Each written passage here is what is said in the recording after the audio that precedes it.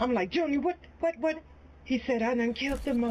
And my heart dropped. I said, what are you talking about? Where are you? He chased him down on camera, though? He cut him off And he with walking him down. a This is, machete. oh my Guests God, at the that's Country Inn and nasty. Suites in Bedford, New Hampshire are settling down for a quiet evening indoors when the peace is suddenly shattered. As investigators gather the facts, they're unaware of another utterly harrowing secret hidden inside one of the hotel rooms. The following report is based on police records, and most of the footage has never been seen before until now. Please note that while the following CCTV footage is intense, it does not show anyone being physically harmed or injured. Thank you. Shortly after 4:30 on August 21st, 2021, two men check into the hotel. The one on the left is 28-year-old Nathan Cashman, and the other is 42-year-old Theodore Lucky. While nothing seems amiss at first glance, one of these men harbors murderous thoughts So about to be unleashed. why'd they check in together And I then? mean, from the time I seen this guy, I don't know. I just had a bad feeling about him. Creepy. Minutes after this encounter, a witness in room 312 hears hair-raising cries from the hallway on the third floor.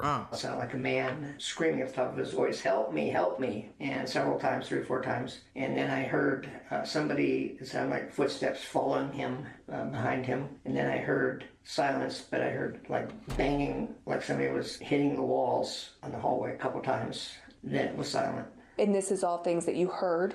I heard, yes. Did you see anything? No, I was not going to open the door. Okay. Although most witnesses stayed inside their rooms to avoid the danger, the hotel security camera captured the unfolding violence. He running for his life. A witness staying in room crazy. 218 notices two men He's at the getting end of the hawked hallway down. Oh my engaged God, in he an hit him with altercation. that thing. He hit When him I with got it. off the elevator, there was 2 men at the end of the hallway. And you just sitting there at the end of the hallway, baby. Take your ass back inside the room, for he come for you too. He's hacking him to death with the machete, and you sitting there watching it. I'm jumping out the window. One of which was beating one man with the hose of a fire extinguisher. And when they heard the elevator ding, they turned, and one guy was screaming, "Get the police!" And the other guy started moving toward me that was beating him. So I ran to my room as quick as I could and got in with my key. And then I called the main desk about 8 or 9 times and couldn't get through. And then about 10 minutes later, I had police He just knocking walked on him my door. down. Photographs taken of the crime scene show glimpses of this encounter near the second-floor window as guests struggle to avoid the bedlam. One of the witnesses describes a desperate decision Nathan was forced to take in a panicked attempt to save himself. And when I came out, I look up. I said, oh, man, this dude jumped out the window trying to save his life. You know what I'm saying? There's blood all on the window. The frame of the window's on the ground right there. And then that's when the other maintenance guy that's here was sitting in his car. I went over and told him, I said, man, did you see that? He said, no, I didn't see nothing. I was down on my phone. I said, man, look, dude just jumped out the window. 2 minutes later, at least 2 minutes later, there's a white guy running around the corner. And then all of a sudden, the guy came behind him with the black guy with the red hair had a machete in his hand. And he whacked him in the back of his head right before he went in and put like another gash of many gashes that this guy already had on him. So he goes in, and I'm like, oh, man. As Theodore chases Nathan back inside the hotel, another eyewitness recounts what he observed inside the lobby as the assault nears its gruesome conclusion. Why would he do that, though? Two people came blasting in through the door, and the one in the front, the other guy was chasing, was saying, please help, please help. I saw the guy hit him once, and then we just got out of there. That was the last thing we saw. Security camera footage further underscores Nathan's desperate struggle this guy, the front desk man sitting there just watching it. Y'all don't have a firearm. You didn't call the police. What the hell? You just look pretty calm to see somebody chasing the guy down, walking him down with a machete. You look pretty calm. I think he's in on it too. You got to interrogate him. Escape the malicious assault as witnesses look on in horror. As Theodore continues his relentless attack against Nathan, the front desk clerk inexplicably puts himself in grave danger while he's on the phone with a 911 operator. While it may seem that this situation is coming to an end, Theodore is just getting started, and another horrifying discovery remains to be uncovered behind the closed doors of this hotel. And he finna. This oh, my horrifying Jesus. attack in the lobby lasted almost 4 minutes, but it'll take investigators much longer to He's uncover the chopping him. reasons You could have at behind. least came up behind him and tried to put him in a figure four or something, bro. I would have goddamn something. You gotta, come on, man. You can't just watch him. You're watching him do this, bro. You cannot watch him just do that. Such a cruel assault. You're watching him do it. 12 minutes later, the medical team arrives to check on Nathan. Paramedics note a deep laceration across Nathan's neck, suggesting that his throat had been slit. and declares death.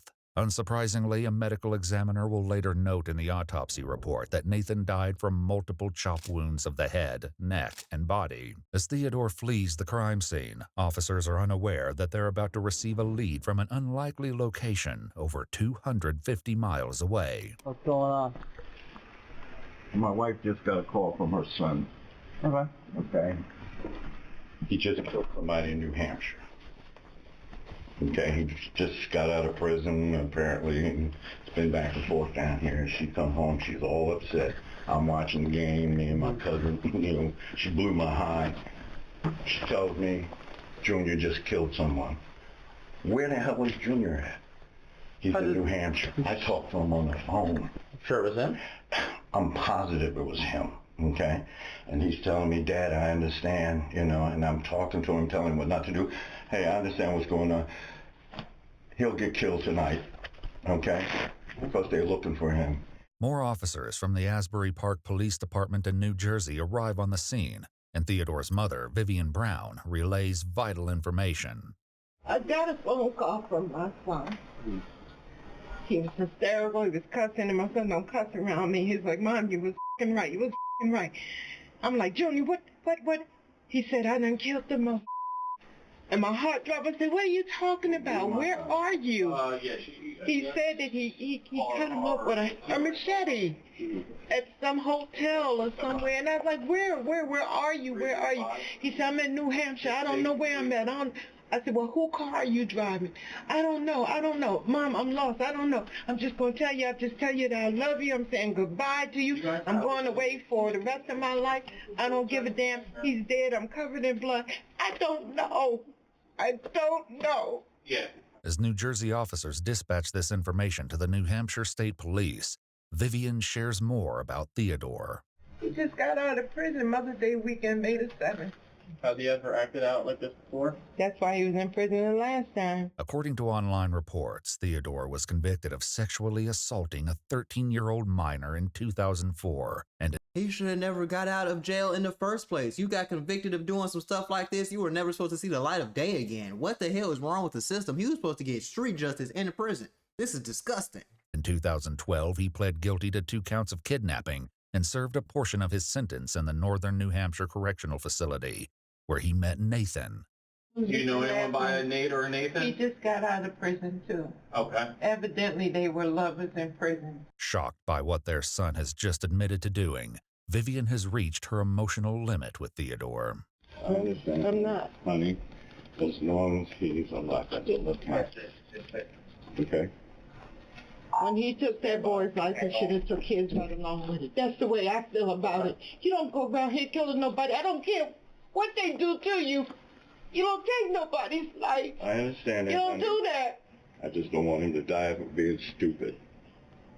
He took someone's life. I don't want to hear that. He should have took his life right along with it. If he wanted to take somebody's life, he should have took it. Theodore's parents and the officers don't know yet that this is only a part of the crime he committed that day. Soon, a call comes in that changes the entire dynamic of the situation inside the apartment. Hello? He turned himself in. He's getting ready to walk in. Junior?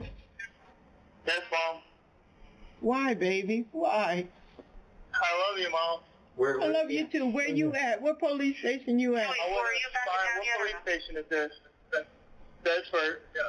I took somebody's life, Mom. I did it. As Theodore speaks with his parents, one of the officers makes an alarming observation. He's on the phone. I don't think he's in custody yet. Junior, whose phone are you on? My phone. You are in handcuffs? No, I'm at the police station. A fireman just walked out. Thankfully, Theodore is taken into custody without further incident.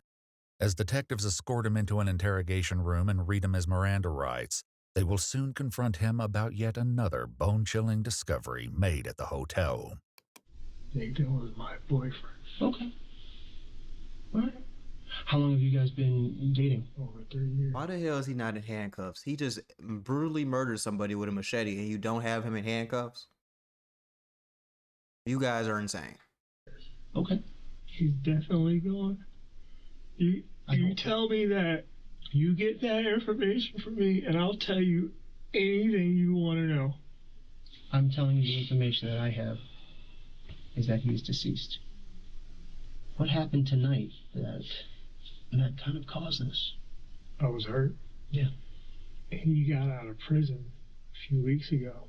Theodore claims that he drove from New Jersey that morning to see Nathan and arrived at the hotel around noon. We'd like to know what the interaction was in the hotel room. Yeah, we started arguing about him yelling at me. While Theodore shares about the incident, officials also know there's more to his story as they explore the timeline of events. I guess you said, did stuff happen in the hallway, or was it down into the lobby? Or could you help us understand where things kind of happened? It happened in the lobby. They got this nigga a sandwich. They got him with some chips, goddamn chips. Like, man, if you don't, man, I don't even want to watch this shit. Is disgusting. You treating him like more of a human being than people that did less heinous crime. I've seen people that do way less heinous crimes than him get treated way worse. Put his ass in prison. I don't even want to hear this shit. What was his time? How much did he get sentenced for? That's what I want to know. Minutes after this statement, the attack begins. Hold on. To what statement? Of course, I wanted to see him. Was that the plan today, just to meet up and to talk, or was... Yeah. We laid in the bed together. He told me that it felt weird because in his head, he'd say he felt like he was cheating on his ex-girlfriend. Minutes after this statement, the attack begins. I wanted to hurt him. Crime of passion. I wanted him to feel the pain that I felt. Theodore's rage and feelings of betrayal led to the murders of Nathan and David. Crime On of November passion. 7th, 2022, Theodore pled guilty to 2 counts of murder in the first degree. He received 2 life sentences without the possibility. Yep, 2 life sentences without the possibility of parole. So yeah, you're done for, bro. You might as well all that chopping and all that crazy shit you was doing. Yeah, do it in prison, nigga. Do it in prison. You can be all the homo you want in prison. Weirdo ass, weird guy. I don't even want to disrespect him too much because you already got a life. 2 life sentences.